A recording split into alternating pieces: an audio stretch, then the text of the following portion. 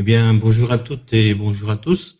Mon nom est Jean-Marie Huet, je suis le président de l'association belge contre les maladies neuromusculaires, une association qui a été fondée par des malades pour des malades et qui est donc ce qu'on appelle une association généraliste au niveau des maladies neuromusculaires, comme l'est par exemple l'association française contre les myopathies, association que vous connaissez bien via et à travers le Téléthon.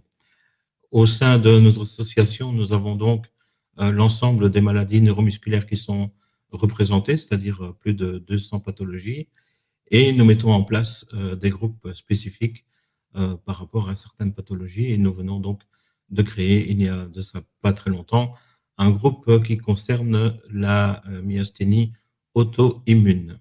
Et donc c'est dans ce cadre-là que je vous accueille aujourd'hui. Nous allons ensemble vivre un événement important dans la vie de l'association, mais surtout dans la vie des personnes atteintes de myasthénie. Nous allons lancer en Belgique officiellement une application qui concerne une étude observationnelle qui va être réalisée dans 9 pays différents, dont les États-Unis, le Canada, le Japon, l'Italie, l'Espagne et encore d'autres que j'oublie, mais on vous en reparlera plus tard. Alors, au programme aujourd'hui, nous allons accueillir dans quelques secondes Madame Annie Hercher, qui est elle-même atteinte de myasthénie, et donc elle va nous expliquer un peu quelques aspects de cette pathologie. Madame Hercher est d'ailleurs en tout cas une des responsables du groupe d'intérêt myasthénie de l'Association française contre les myopathies. Et donc, je la remercie déjà de cette collaboration avec les petits Belges, comme ils disent régulièrement. Après cela, nous aurons une présentation de l'étude observationnelle. Donc, qu'est-ce que c'est cette étude observationnelle et pourquoi on l'a fait et quels seront les avantages que les patients et la recherche pourront en tirer. Après, nous aurons aussi une démonstration de l'application que vous pourrez télécharger tant pour Android que pour iOS. Et nous terminerons avec vos questions et vos réponses que vous pouvez déjà noter dans le chat qui est là ou là. Je ne sais pas trop dans quel sens je dois le dire, mais donc le chat qui est en tout cas à la droite de l'écran. Alors, je suis très heureux donc d'accueillir Annie Archer qui va donc nous présenter son programme concernant la maladie. À toi, Annie. Bonjour.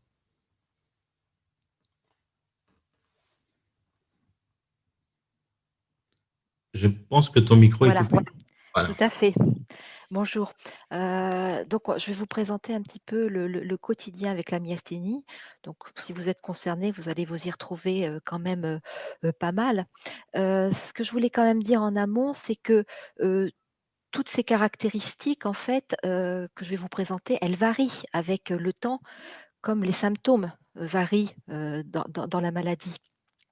Et donc parfois, les malades peuvent vivre avec une vie normale à quasi normale, puis parfois ils ont des grandes difficultés et parfois il y a même des périodes dangereuses. Mais tous les myasthéniques ne rencontrent pas, des périodes dangereuses.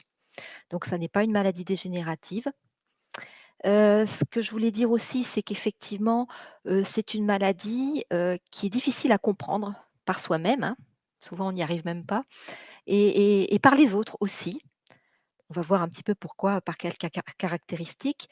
Mais ce que je voulais dire aussi, c'est qu'avec le temps, avec l'expérience, avec de l'accompagnement et aussi avec une prise en charge adaptée, les myasthéniques ont vocation quand même à aller bien mieux et même certains vous diront que la myasthénie a été pour eux, une belle opportunité, on va dire. Voilà donc la première diapo. Alors, la myasthénie, compte tenu de toutes ces caractéristiques, que vous connaissez probablement, c'est-à-dire, elle est variable, elle est fluctuante, elle est imprévisible. Ça génère en fait une insécurité physique et morale. D'une part, on a un équilibre qui est très difficile à trouver parce qu'en fait, les traitements doivent être adaptés régulièrement. C'est-à-dire qu'un traitement ne va pas être le même pour toute sa vie. Il est plus ou moins optimal et puis il évolue avec le temps. Les symptômes, d'autre part, les symptômes fluctuent dans la journée et d'un jour à l'autre. Donc la gravité, les parties du corps qui sont touchées, tout ça, ça varie d'un moment à l'autre. Et comme je disais tout à l'heure, la vie peut être en danger, mais pas pour tout le monde. Le fait que la plupart de ces symptômes ne soient pas visibles, ça entraîne en fait un grand décalage au regard des autres. Parce qu'on dit souvent que les proches se sont toujours inquiets de certains symptômes, notamment, quand les personnes, ont les yeux qui se ferment, quand les personnes ont du mal à parler, lorsqu'on voit qu'ils ont du mal à marcher. Mais paradoxalement, c'est pas forcément les symptômes qui inquiètent le plus la personne myasthénique. Donc voilà, donc il y a une espèce de décalage qui fait que, entre ce qui est visible pour les uns et ce que nous on ressent, eh bien, il y a ce décalage qui n'est pas forcément facile à vivre. Et dans le travail, dans la vie courante, notamment dans les transports en commun, dans les caisses de supermarché, il y a beaucoup d'incompréhension des autres et donc il y a beaucoup de malades qui disent qu'ils sont obligés de se justifier sans cesse. Et donc ça crée parfois une certaine aussi solitude et les patients ont tendance parfois à se replier sur eux-mêmes. Une autre diapositive. Alors on peut considérer, lorsqu'on n'est pas correctement bien pris en charge et lorsque souvent au début de la maladie, qu'on a une vie bridée. C'est-à-dire on a une vie au ralenti. Parce qu'en fait, les symptômes disparaissent vraiment très rarement. C'est-à-dire qu'il y a toujours un moment dans la journée où on va ressentir des symptômes plus ou moins importants selon les endroits, du corps et les poussées et les crises sont souvent imprévisibles. Voilà. Donc il est difficile de faire des projets à court ou long terme. Au quotidien, certains se posent des limites. Est-ce qu'ils en font trop? Est-ce qu'ils en font pas assez? Est-ce qu'on peut faire des projets, à une semaine, à un mois?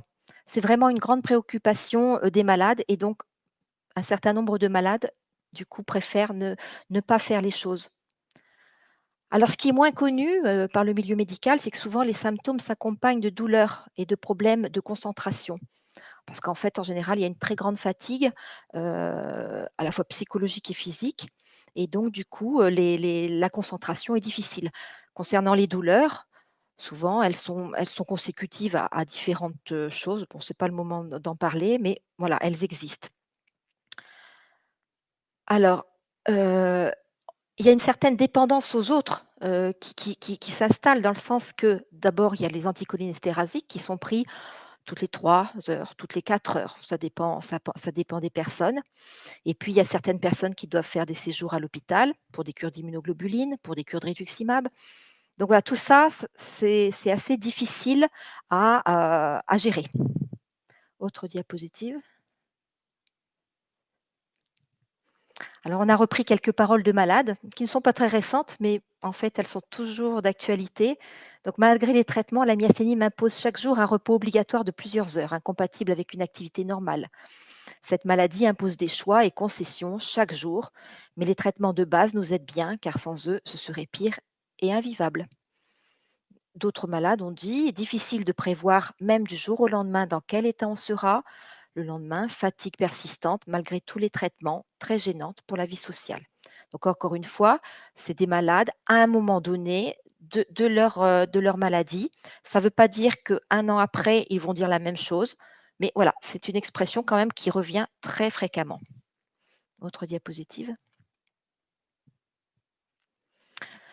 Alors en ce qui concerne soi-même, beaucoup considèrent que leur qualité de vie, alors elle est médiocre, pas toujours, mais au moins elle est pas dans la normale.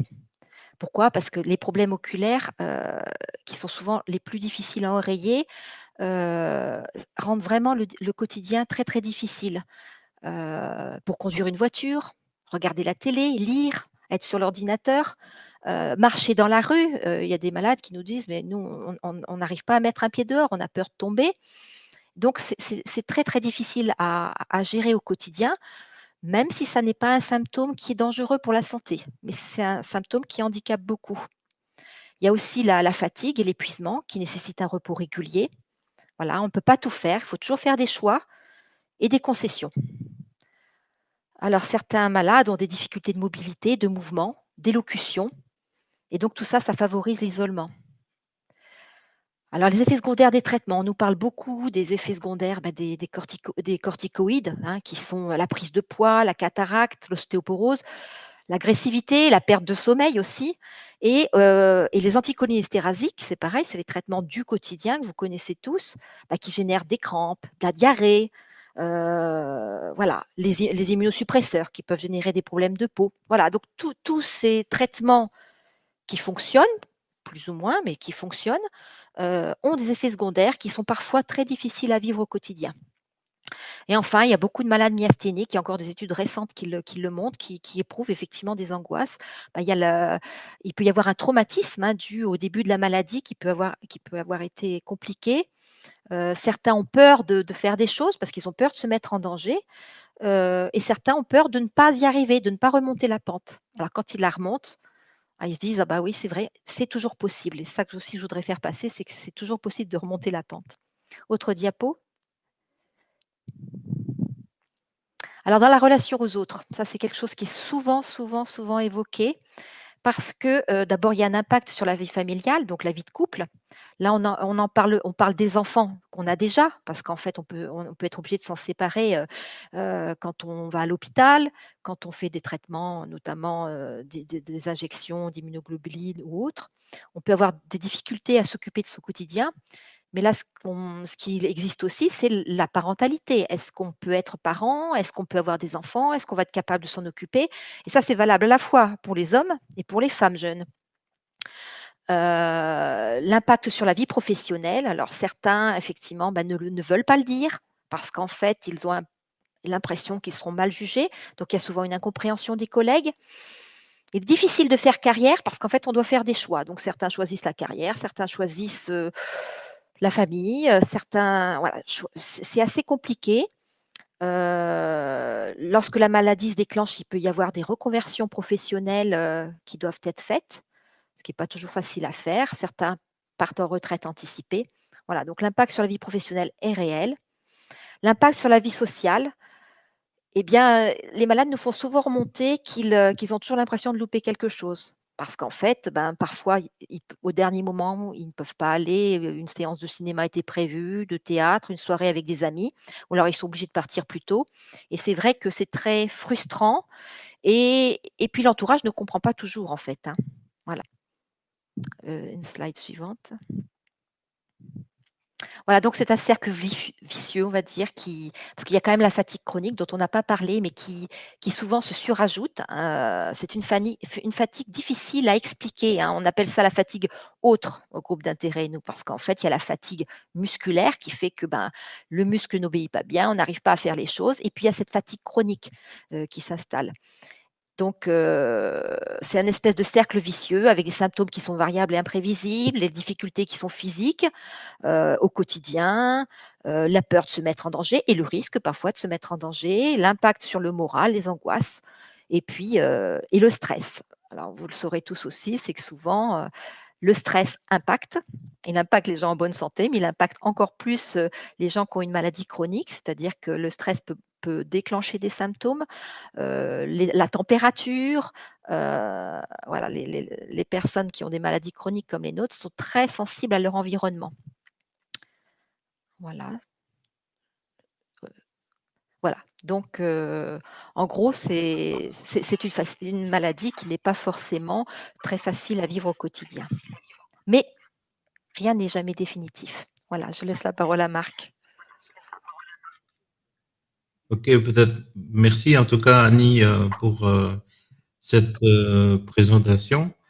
Donc, je rappelle que nous sommes dans le cadre aujourd'hui du lancement en Belgique d'une étude observationnelle concernant la myasthénie et que nous lançons aussi l'application qui va nous servir dans le cadre de cette étude. Et donc, on va effectivement écouter maintenant Monsieur Marc Rarke, Exact. Ouais, ouais. prononcer l'anglais, mais il va faire l'effort pour nous de parler français parce qu'il parle très bien le français. Et donc, il va nous présenter avec son bel accent cette étude observationnelle internationale qui s'appelle My Real World MG. Voilà. Merci, Jean-Marie. Ok, et bonsoir tout le monde. Je suis ravi d'être avec vous. Donc, je vais vous présenter quelques éléments de cette étude My Real World MG, comme on l'appelle. Et je vais commencer avec juste brièvement discuter pourquoi une étude portant sur le MG est-elle nécessaire. En fait, il y a plusieurs raisons. Au début, il existe relativement peu de données sur la maladie. Et surtout ce qu'elle représente pour la société. Et partir de ça, comme disait Annie également, il est par conséquent difficile de proposer un soutien adapté. Et donc, il y a les registres des patients, c'est-à-dire les bases de données des patients atteints de MG dans le monde, mais il y en a très peu en fait. Et les données à l'échelle mondiale sont parfois difficiles à comparer d'un pays à l'autre. Et donc, finalement, également, ces registres, ces bases de données sont principalement faits par les médecins. C'est les données générées par les médecins. Et donc, ce que nous faisons ici avec My Real World MG est différent. C'est les données par les patients, les participants de l'étude eux-mêmes. Donc, c'est différent.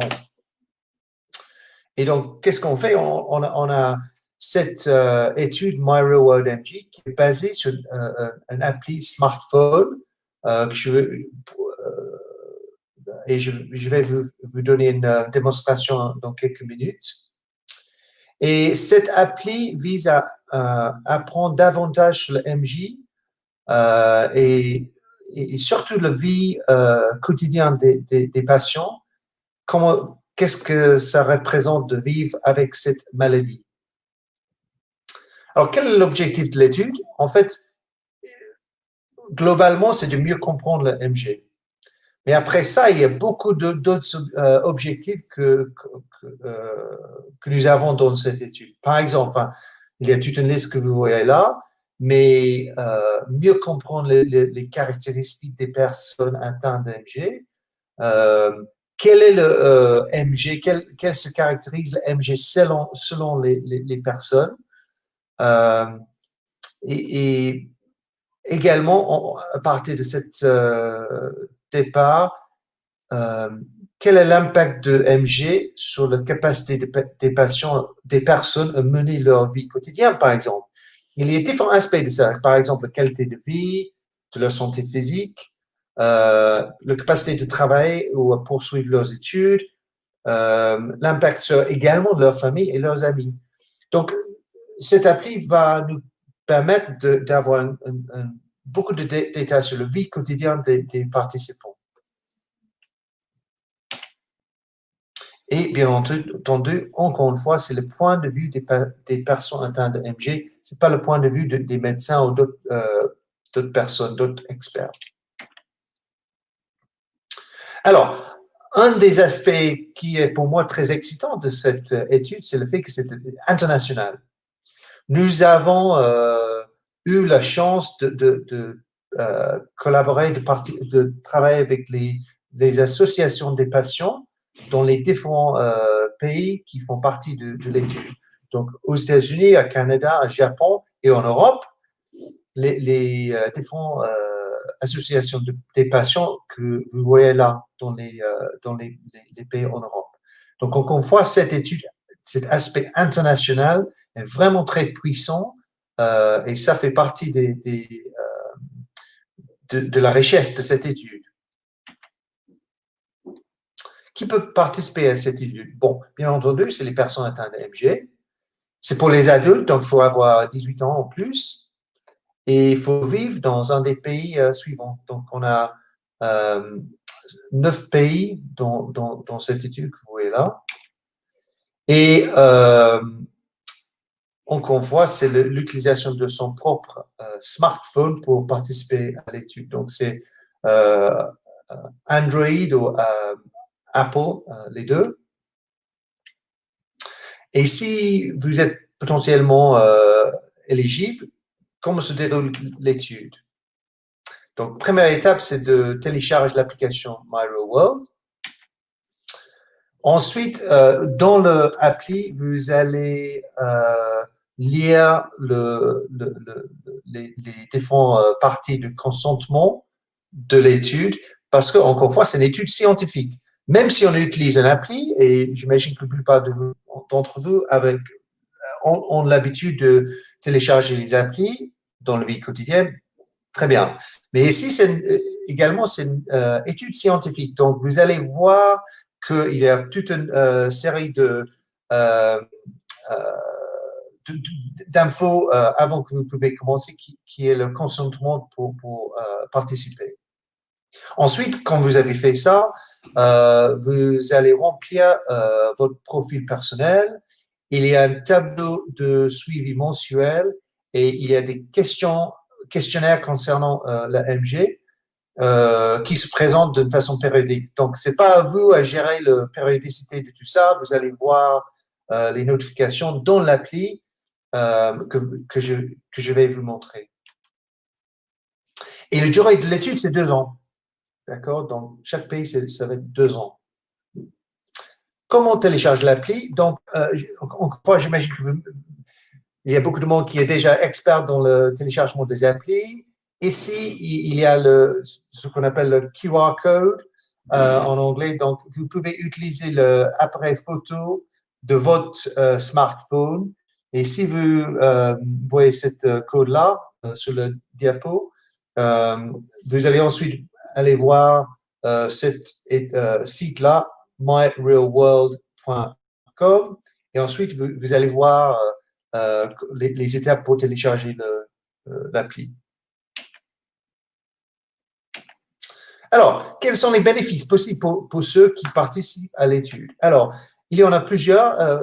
Premièrement, c'est mieux faire comprendre le MG, améliorer la prise en charge de la MG, on espère, avec une meilleure compréhension de la maladie. On aura ensuite avoir une amélioration de la prise en charge de la MG devrait être possible. Et également apprendre davantage sur le MG grâce aux autres personnes atteintes de cette maladie. Et si vous souhaitez, comme vous allez voir dans la démonstration, vous allez entrer des infos relatives à votre maladie que vous pouvez, si vous voulez, partager avec votre famille, vos amis, vos médecins via l'appli. On comprend que l'utilisation des données est un sujet extrêmement important à nos jours. Donc, nous avons construit cette étude avec beaucoup de rigueur en termes des données. Donc, les données sont conservées de façon sécurisée et confidentielle. Quand vous utilisez l'appli MyRealWorld MG, vous vous connectez à l'aide de mot de passe. Et toutes les données que vous nous communiquez sont dépersonnalisées. Donc, ça veut dire que les données perso ne seront pas partagées avec les chercheurs ou n'importe quelle autre personne. Donc, vos données sont regroupées avec celles des autres, de tous les autres participants. Et c'est seuls les membres autorisés de l'équipe, de mon équipe VitaAccess, qui auront accès aux données individuelles. Et celles-ci seront dépersonnalisées. Donc, comme vous avez vu au début, il y a un promoteur de l'étude qui est Argenix et il y a d'autres acteurs de la recherche, donc c'est les médecins, les universités, les associations des patients, par exemple, qui auront accès uniquement aux données agrégées et dépersonnalisées. Donc, et également les chercheurs externes, s'ils veulent avoir un accès, ils devront solliciter l'autorisation d'un comité de consultatif, excusez-moi, scientifique pour y avoir accès. Et finalement, très important, si vous voulez quitter l'étude à n'importe quel moment, c'est possible. Vous n'avez rien à faire.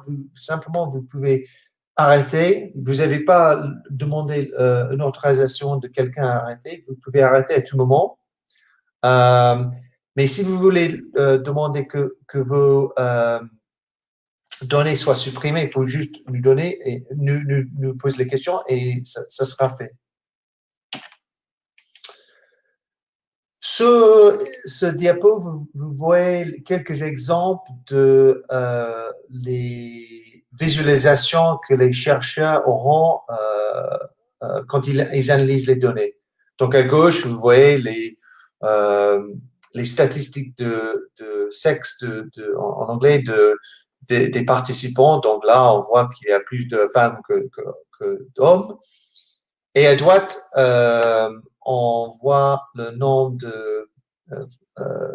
de participants en termes d'âge. Donc, il y a beaucoup plus de personnes entre 31 et 50 qu'entre 51 et 70, etc. Donc, vous voyez, ces tableaux de bord, avec ces tableaux de bord, on ne voit pas les informations personnelles d'un participant, c'est plus les données agrégées.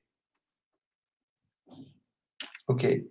Donc, voilà. Donc, ça, c'est juste une synthèse relativement rapide de l'étude. Et maintenant, je vais partir sur une démonstration. Donc, pour ça, je dois arrêter le partage de l'écran pour partager notre écran. Alors, ne quittez pas.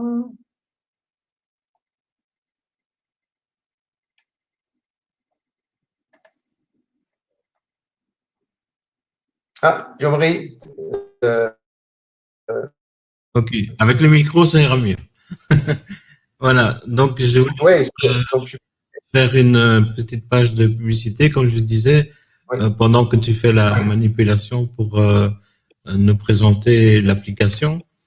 Et surtout vous dire que la BMM, l'association belge contre les maladies neuromusculaires, est évidemment depuis le début partie prenante de cette étude, parce que ça nous paraît vraiment très important d'analyser, de pouvoir analyser l'impact quotidien de la maladie. Et donc à partir de là, mieux connaître la maladie, c'est aussi mieux la combattre. Et donc c'est vraiment très important que tout le monde participe le plus longtemps possible à cette étude.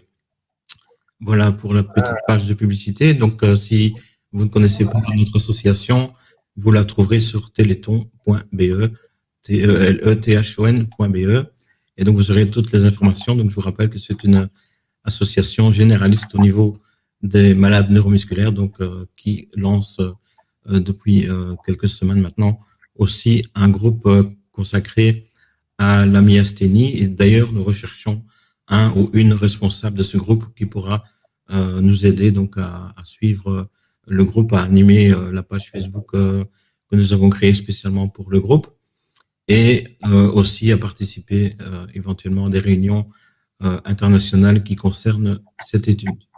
Voilà, je crois que la page de publicité peut s'arrêter ici. Et je repasse la parole à Marc pour maintenant nous présenter l'application. Merci. Tu as très bien fait là, parce que ça m'a pris quelques moments pour faire le manip, pour partager mon écran. Donc, j'espère que vous voyez l'écran là, qui est l'écran de smartphone. Et je vais vous faire visiter en fait cette appli. Donc, je commence juste pour une explication. Donc, en bas, vous voyez les différentes parties de l'appli: profil, connaissances, questionnaire, tableau de suivi. Donc, je vais juste vous montrer quelques éléments de chaque partie pour que vous compreniez un petit peu mieux. Donc, je vais commencer avec le profil. Donc, dans la partie profil, c'est où vous allez mettre vos informations personnelles. Comme vous voyez, j'ai déjà entré les miens, date de naissance, sexe, etc. Et je vais peut-être vous montrer le partie traitement, mes traitements de MG. Donc, il y a des différentes parties de cette rubrique. Et par exemple, je vais montrer une partie que j'ai pas encore fait. vous voyez que j'ai pas encore fait les parties études cliniques parce qu'il y a le petit point d'exclamation là. Donc, je vais entrer quelques informations. Alors, voilà. Avez-vous déjà participé ou participez-vous à une étude clinique portant sur l'AMG? Je vais dire non. Très bien. Cette étude clinique, visite, non. Donc, continuez. Non, de traitement. Quel traitement recevez-vous dans le cadre de cette étude? Alors, il y a un petit bémol là, je vais retourner. Oui, oui, continuez. Donc, comme je dis oui au début, il va ensuite me demander quelques informations supplémentaires sur cette étude clinique, etc. Nombre de traitements, juste pour, je ne sais pas, date de traitement, etc. Vous voyez, donc je ne vais pas entrer toutes les précisions là en raison de temps. Enregistrer. Donc ça, c'est juste une partie pour une étude clinique. Mais bon, bien entendu, si vous ne participez pas dans une étude clinique, c'est beaucoup plus simple. Ensuite, je vais montrer, vous pouvez montrer des caractéristiques de ma MG que j'ai déjà fait. Ensuite, je peux modifier ça. Oculaire, par exemple, continuer. Problème de type, non, continuer. Non, tester, etc. Voilà. Et ensuite, vous pouvez regarder vos informations et modifier, continuer, etc. OK? Donc, ça, c'est la partie profil. Ensuite, il y a une rubrique connaissances avec tout un tas d'infos sur cette étude. Pourquoi cette étude est-elle menée? Par exemple, c'est les articles, en fait, dans cette partie connaissances. Ce n'est pas les questionnaires, c'est les articles. De quel type de données s'agit-il? Et également, avec la progression de cette étude, c'est ici que nous allons partager les publications qui sont basées sur cette étude. Donc, c'est une étude, comme je disais, à 2 ans. Et donc, vous pouvez revenir vers cette rubrique régulièrement pour voir s'il y a des études, enfin, les articles, les publications qui sont liées à l'étude My Real World MG. D'accord? OK, ça, c'est la rubrique connaissances. Ensuite, questionnaire. Donc, ici, c'est la partie où vous allez retrouver les différents questionnaires. Pour chaque questionnaire, vous allez voir au début quel est le temps restant pour le remplir et également quels sont le nombre de questions et quelle est la durée approximative pour le remplir. Donc ici, par exemple, il y a un questionnaire 12 questions, ça va prendre 3-4 minutes, etc. Donc, je vais vous montrer un questionnaire relativement court. Par exemple, cette questionnaire activité de la vie quotidienne. Répondre au questionnaire. Voilà. Ensuite, sélectionner les réponses. Vous pouvez lire ça. Alors, élocution. Et donc, 4 choix. Je vais prendre normal. Je vais choisir normal. Ensuite, mastication. Deuxième choix. Déglutition. Normal. Etc. Donc, c'est les questions, j'espère, relativement faciles à comprendre et relativement faciles à répondre également. Donc, la plupart des questionnaires sont les différents choix à choisir. Donc, typiquement, il ne faut pas utiliser les claviers, c'est juste comme ça. 7e question, diplopie, aucune, continuer.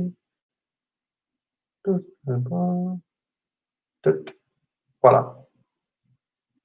Transmission de questionnaire, merci, et c'est fait. Donc, retour au questionnaire. Et vous voyez que quand vous avez rempli les questionnaires, il a disparu. D'accord? Donc, je continue. Et juste pour rappeler, la dernière partie, c'est le tableau de suivi. Et dans cette partie, vous pouvez enregistrer excusez-moi, les différents aspects de votre maladie. Donc, par exemple, visite médicale. Avez-vous, à cause de votre MG, consulté vos professionnels de santé ou été hospitalisé au cours du mois écoulé? Donc, c'est juste ce mois. Oui, j'ajoute une consultation.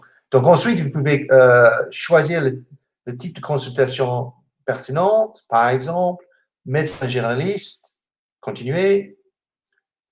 Je veux ajouter le temps consacré en heure, je vais dire 1 heure, enregistrer,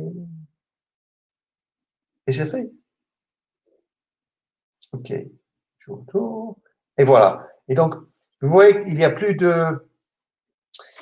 de points d'exclamation parce que j'ai déjà rempli quelque chose. Donc, si je remplis les autres parties une fois par mois, c'est bon. Et il faut dire que la première fois que vous remplissez ces différentes parties, ça prendra un petit peu plus de temps. Mais par exemple, le mois suivant, ça va être pas nécessaire à faire le même niveau de détail. Vous pouvez dire que oui, c'est le même que le mois précédent, par exemple. Voilà. Et je crois que nous avons fait le tour. Et heureusement, la partie technique a marché. Je suis très content. Alors, je vais Super. arrêter partage d'écran. Voilà. Ok, merci Marc pour cette présentation. Alors, on va passer aux questions. Je vois déjà 2 questions que nous avons reçues via le chat et d'autres questions aussi que nous avons reçues avant par email. On va donner priorité au chat. Alors, la première question concernait la disponibilité de l'application en France. Et donc là, on peut expliquer, peut-être Annie ou Marc, que ça va arriver. Et, non, je pourrais répondre. Alors, il n'est pas encore dispo en France parce qu'on est toujours en train essayer d'obtenir l'approbation éthique. Donc, encore une fois, c'est une étude scientifique. Donc, avant de lancer dans n'importe quel pays, il faut avoir une approbation éthique. Donc, malheureusement, l'approbation éthique en France, ça prend un petit peu plus de temps. On est là-dessus et on espère l'avoir d'ici à la fin de l'année.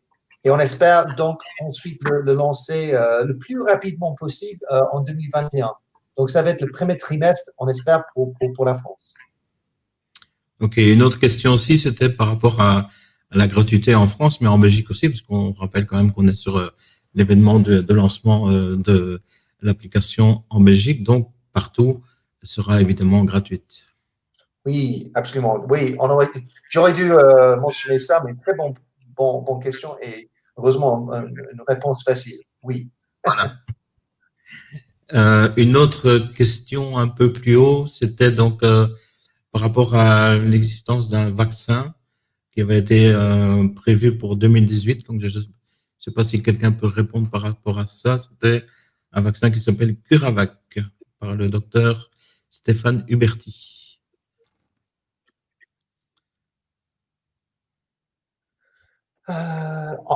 Malheureusement, je ne sais pas. Moi, peut-être, Annie, tu Je peux as plus répondre de. juste rapidement pour dire que les études se sont arrêtées apparemment, hein, donc ils n'ont pas dépassé la phase 2. Mais enfin bon, en plus, c'est pas forcément le sujet là, mais en fait, voilà.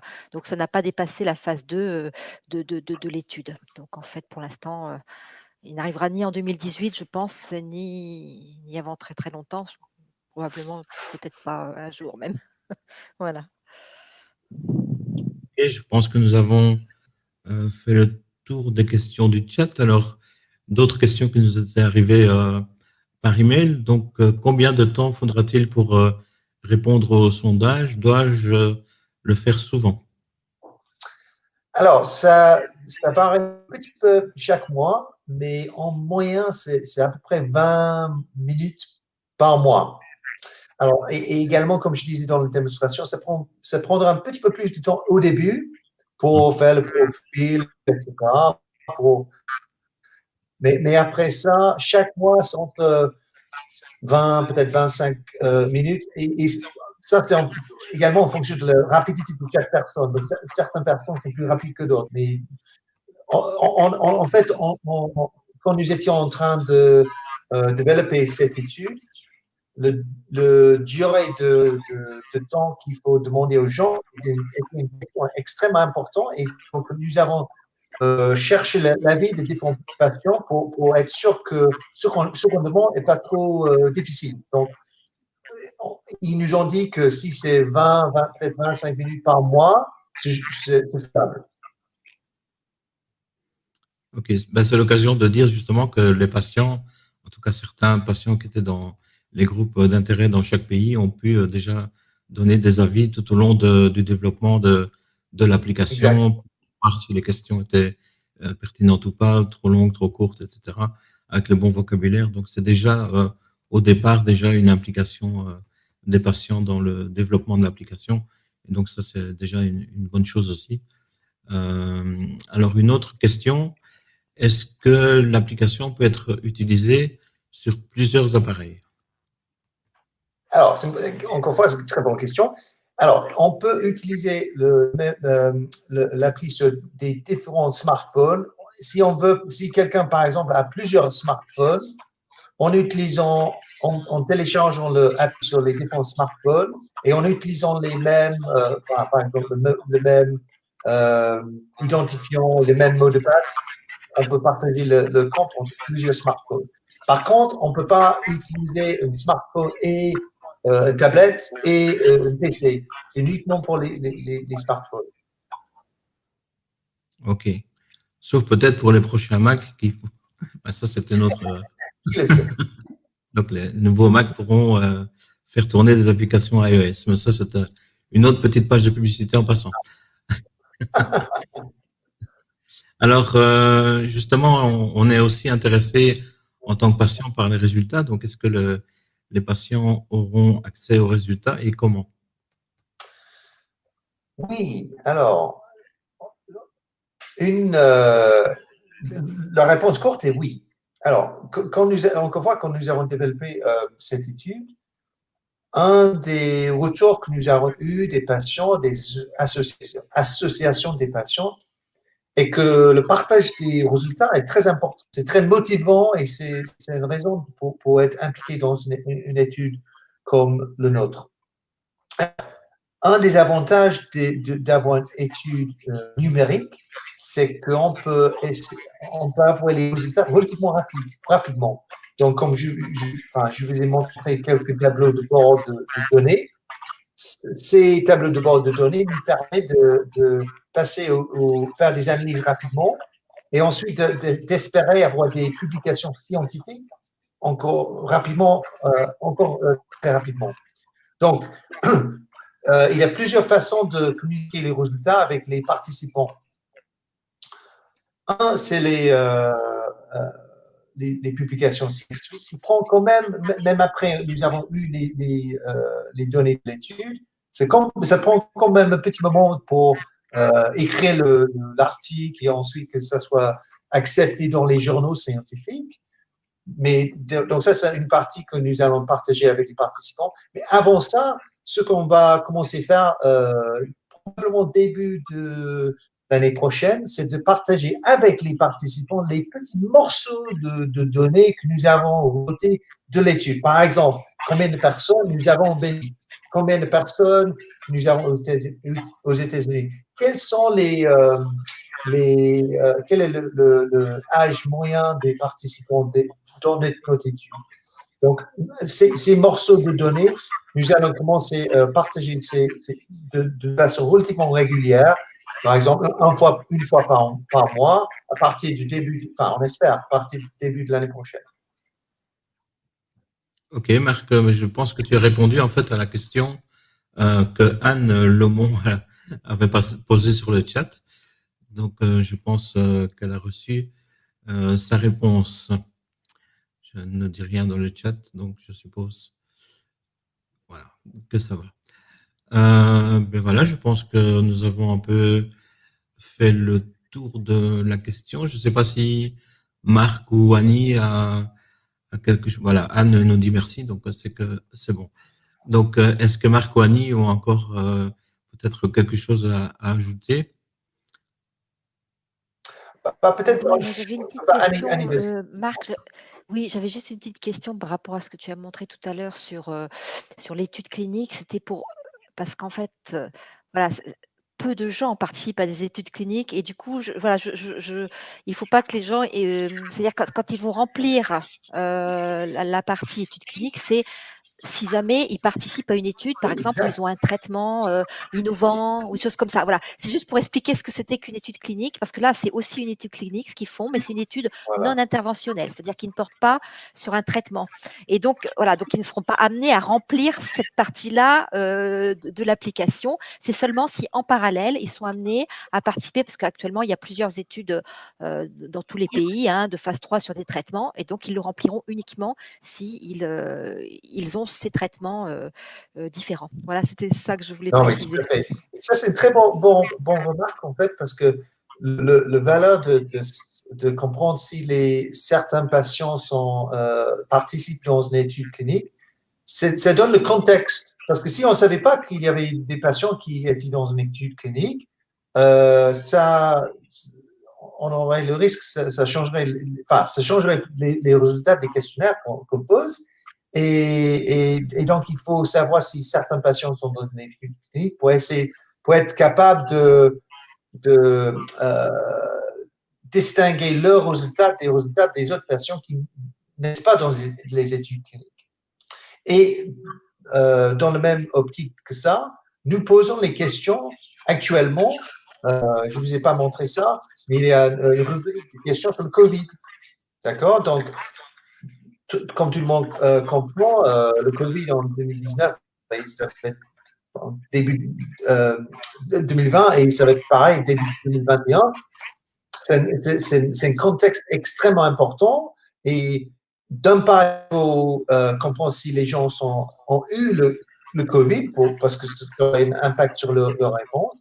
Et également, cette étude nous donne une opportunité à mieux comprendre quel est enfin, s'il y a les liens entre enfin, quel est l'impact sur les patients de MG de Covid qui est peut-être différent de le monde, enfin, de la population générale.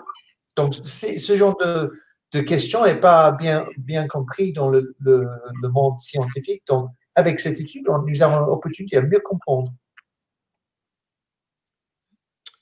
Voilà, merci. Alors, il y a une autre question concernant est-ce qu'il y aura de la publicité dans l'application?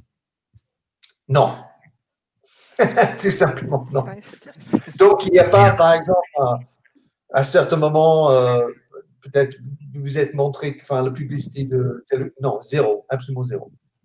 Ok.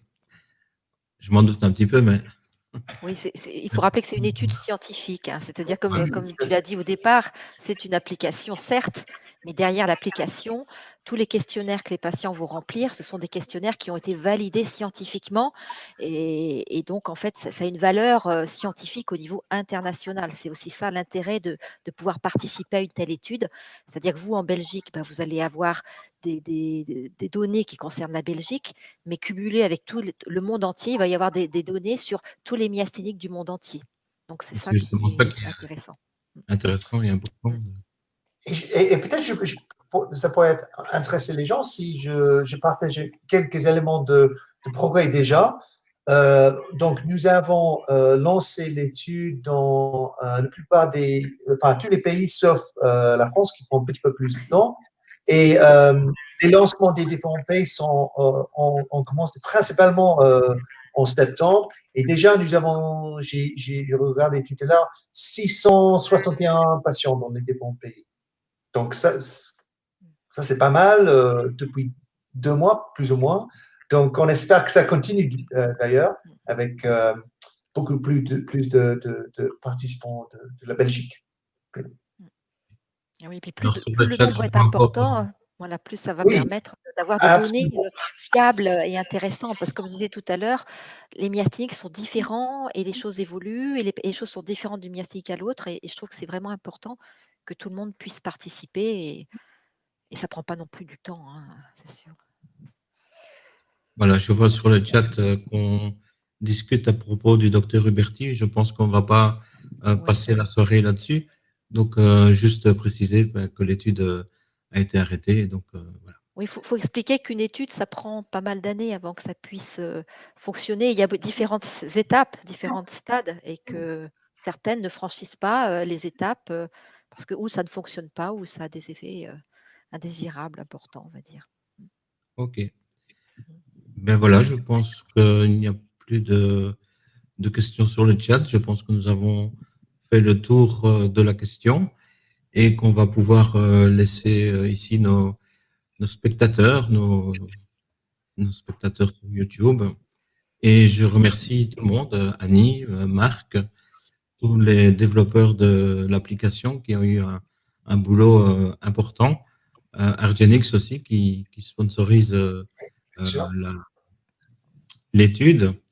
Et aussi remercier Femke, Emeric et tous les gens de l'équipe pour la partie technique aujourd'hui. C'était très bien. Je pense qu'on a bien réussi, sauf moi qui ai oublié d'allumer mon micro, mais c'est pas grave. Voilà, je souhaite à tous et à toutes une bonne soirée. Donc la BMM elle reste évidemment là pour répondre aux questions et pour accueillir tous les patients avec une myasthénie. Parmi les autres, ensemble, on est plus fort. Et comme je dis d'habitude, c'est pas parce qu'on a une myopathie qu'on ne peut pas avoir une érection musclée. Voilà, bonne soirée à toutes et à tous. Très bien. Pour évoquer le Téléthon en France, on est trop fort en ce moment, donc je rappelle juste qu'on va voir le Téléthon chez nous. Bonne soirée, merci à tous. Bonne soirée. Merci beaucoup. Au revoir.